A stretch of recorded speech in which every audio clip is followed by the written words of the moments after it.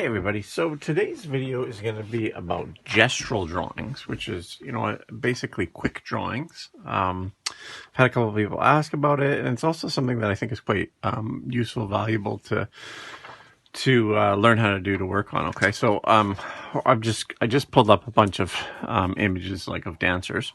That's what we're going to be drawing. I'll just pick a few of them and I'll do some sort of gestural drawing. So this paper, I would probably normally, maybe on a paper this size, I might do 3 or 4, but I'm going to see if I can do maybe 5 or 6 of them or whatever. We'll see how the video progresses. So the reason why gestural drawings or scribble drawings or warm-up drawings are useful, okay, is that there's a couple of different reasons, actually. For us, the artists, they're useful because it gets us kind of warmed up, right? I mean, thus the name, warm-ups. But it also, it helps us to switch our brains from our day-to-day activity into drawing. I'm a firm believer in that. If you go to life drawing classes, usually the model starts off with, almost more ambitious poses to begin with. So we can do things like, you couldn't ask someone to hold this pose for 20 minutes, but you could ask them to hold it for a minute. It's useful. So it's useful for warming up, but it's also very useful for understanding how to draw from life. Okay, so let's say that you take the bus every day or the train every day. It would be nice if you would be able to say, do sketches of people that you see, right? Or maybe you're when I go on holidays, very often I like to sit by the pool and just draw people, but they don't normally sit there for 20 minutes at a time. So, you have to get used to drawing quickly. Yeah, I mean, there's any number of reasons why you might want to do it, but I see people all the time when I do life drawing classes, and we'll have a timer and it'll be 1 minute, and you'll see them and they'll get an arm drawn and then the minute's up. That's not what we want to try and do. What we want to try and do is capture as much as we can, as quickly as we can. Okay, so I'm gonna start off with this one, and really, honestly, when I do a drawing like this, all I'm gonna do is try and figure out. I normally will start with the head. Okay, so real nice and simple. That's the spine, essentially. Okay, leg goes up. This one's got quite a bit of foreshortening. Hand, shoulder, breasts and chest. Leg comes down. Okay. And that's it. Okay. And you may say, well, that's not really very good. They're not meant to be good. Okay. They're meant to be, fleeting sort of things. And so from this, I've understood what's going on here. Now, if let's say, obviously no one's going to hold this position for this long, but let's say that I was, on the bus and I was sketching someone. Now that I've got the foundation laid in, I can actually, try to make things a little bit more, not finished, but, well, yeah, I guess finished is the word I'm looking for, actually. Not realistic is what I was going to say. But now I've got the framework, right? So it gives you that ability to kind of work from it and say, now you can kind of see what's happening. This is a fairly unusual pose, so it's possible that when you look at it, you'd say, well, I don't know if I would necessarily, figure out that was a dancer. It looks more like a bird, but it's a start, right? So we'll just switch. I'm going to switch back and forth between reds and blues here.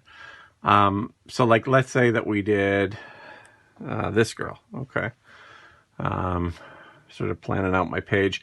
The nice thing about working with kind of gestural quick things is you can fill up your page. You can have things. A lot of times I'll have pieces going over top of other pieces. But so again, I always start with the head, just to kind of give me an idea of sizing. Now her arm, I don't know how well you can see that, but her arm is actually the shoulder is somewhere in behind her head. So it's all about kind of getting a sense of movement, right? And as I said, it's also about kind of warming up, but more, to me, it's more important that we get a sense of, um, switching off the brain and just going with the flow. And one of the very interesting things that I notice when I deal with students that are, doing these kinds of drawings. So that one I think I mean, it's not, none of these are going to be good, right? Don't expect great works of art from any of these. They're not going to be. That's not what they're for. But I think it's not bad as far as indicating what is happening here. Even throw in a little bit of shadow back here so I can kind of see what's happening. I firmly believe that when we do drawings like this, what it does is it allows us to really switch over. We do so many things during the day that are left brain sort of things. Let's do this girl right here because I've got some space right in here. They're kind of left brain sort of things, right? I might have gone a little bit.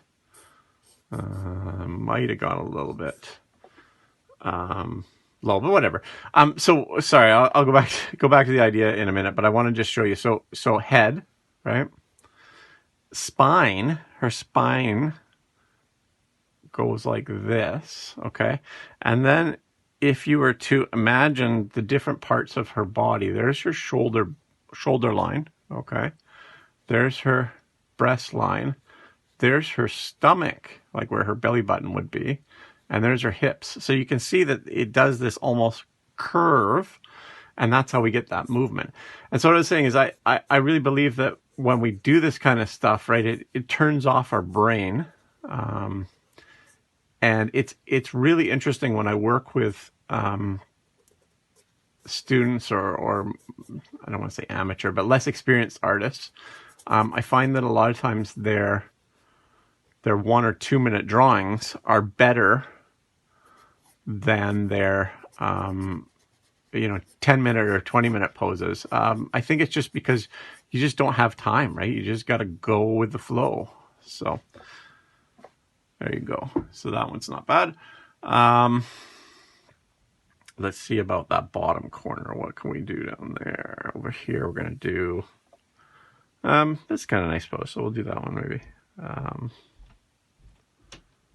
So her head is tricky here because it's like chin goes like that, right? Like the head would actually be like this. And I said, don't worry about eyes and noses and things. All we're concerned about right now is the shape. So this would be her knee. Okay. Leg comes down. She has that. Yeah, there we go. Yeah, I love drawing dancers because I think there's just always such a beautiful movement to their body, and it's not a typical sort of pose. So a lot of times we'll get dancers into our life drawing sessions. They might remain clothed or partially clothed, and that's okay too. There's no need for someone to be nude to draw them well. It's just, it helps a little bit to understand what's going on under the clothes. But yeah, so there you go. That's not a bad little drawing. I think that comes up like that. So I'm not timing myself, but I'm assuming I do enough of these. I think I'm probably somewhere between 1 minute and 2 minutes. You guys can tell me if I was right or wrong on that.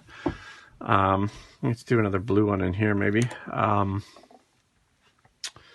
So let's do this girl because that's kind of a nice space there.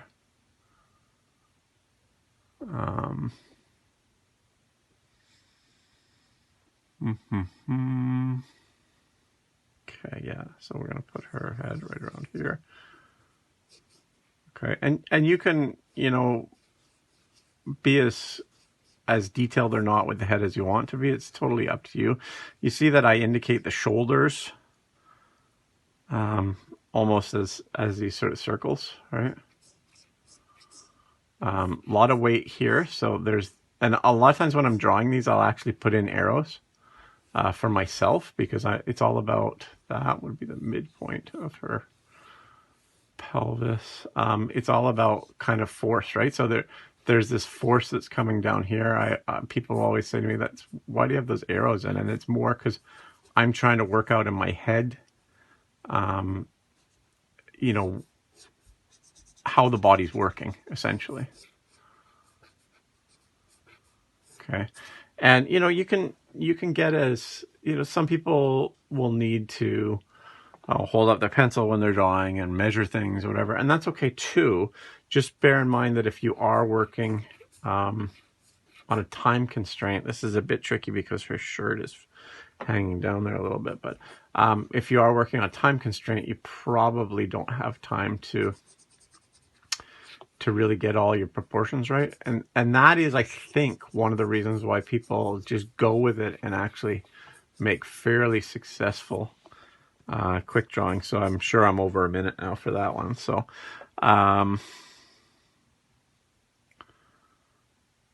this is actually for up here. I want to do, let's do this one. This is actually like a favorite pose when I've done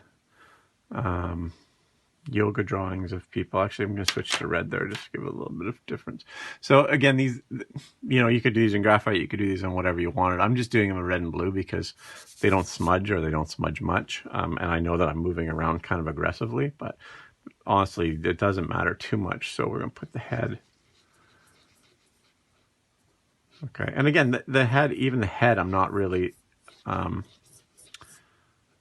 putting in too much detail. There's our shoulder. Arm comes down. That would be right where the elbow meets. And then we got this back one. And then this is kind of a weird, like, if you're used to drawing figures, you're like, why is there the butt over here? But that's obviously just the way that it goes, right? That's the pose. It's sort of a strange, when you first look at it, you're like, what am I drawing here? But that looks okay.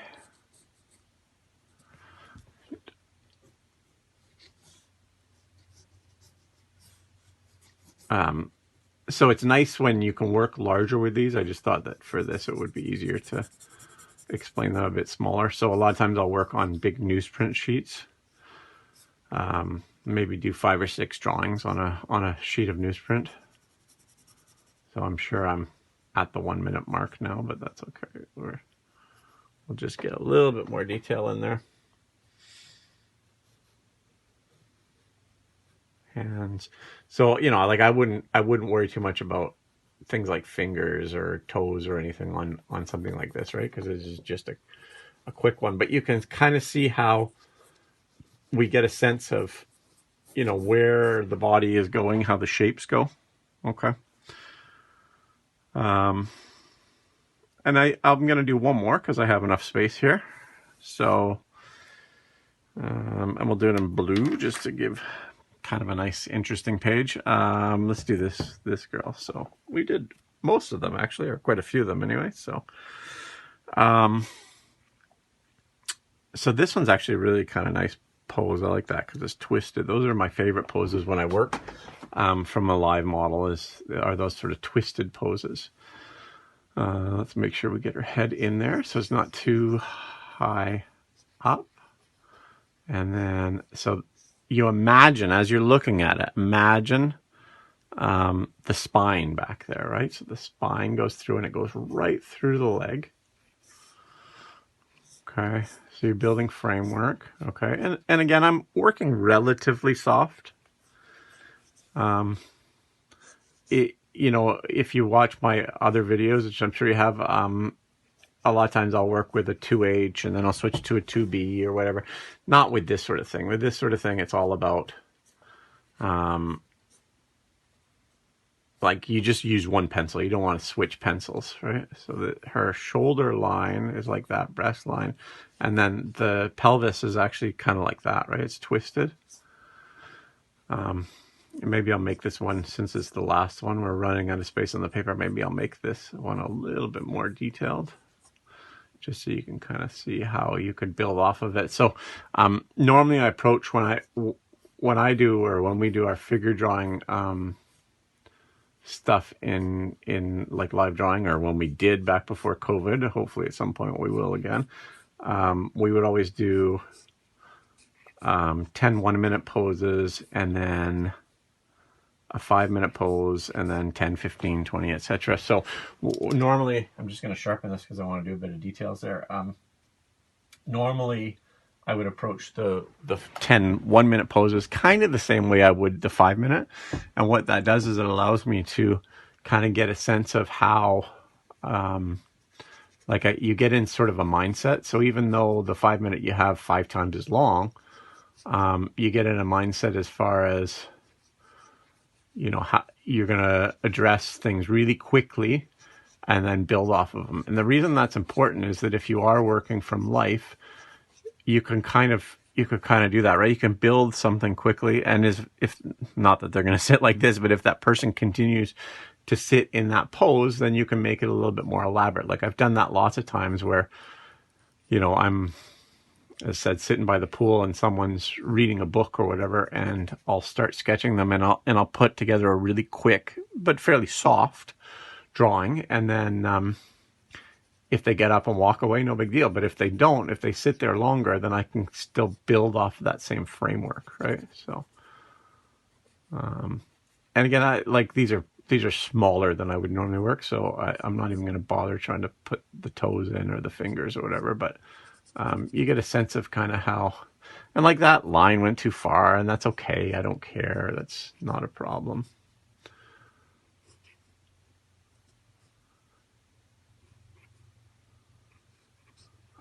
And then, if you wanted, you could put a grounding of like a line for where the ground is. So this is probably, now I'm assuming we're probably around 3 minutes or so. And of course I stopped in between to talk about other things, but yeah, if it was a bit bigger, I could probably do a bit more in the way of details, but that's about as far as I'm going to go with that one. So anyway, so in a nutshell, that's gesture drawing. Some people tend to do more, scribbly, like, this sort of thing for this pose.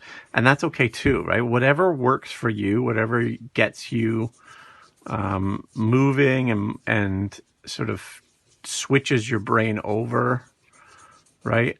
Like you can see, I've still kind of here, obviously I've spent more time and indicated it, but here in this really quick sketch, this quick scribble, I've still kind of got a sense of, the motion, the movement, the whatever, right? So anyway, so hopefully that's helpful for you guys. If you have any questions, I'd love to hear them. This is the type of thing that I think that whenever you get a spare moment, if you have 5 minutes here, 10 minutes there, whether your friend is, sitting in the corner of the room, or your spouse is watching TV or whatever, you can do these kinds of drawings, and you can really kind of take those little minutes of time. As we've talked about many, many, many times, building the skill of drawing is something that takes really a lifetime. But what you can do along the way is do little chunks, right? So little chunks of time help you to get that skill built up. And, if you could do a page like this, so we're now at 18 minutes. If you could do a page like this, or even like half of them, even if you could do three sketches like that every day for a whole year, I guarantee you your drawing skills would get better. Your life drawing skills would get better, which is useful. And you would start to understand form, right? Like this is a very, very simple drawing. There's not a lot to it. But you know exactly what's happening with the form, right? And that's really, it's so crucial. It doesn't matter whether you're drawing full bodies or faces or animals or landscapes or whatever. It's all about understanding how shapes come together and how light hits them and things like that, right? So anyway, as I said, if you have any questions, please let me know. I hope everybody is staying safe and well. It's a scary time out there right now, but we'll get through it, and hopefully in our sketchbooks it can help a little bit. Okay, take care. Bye.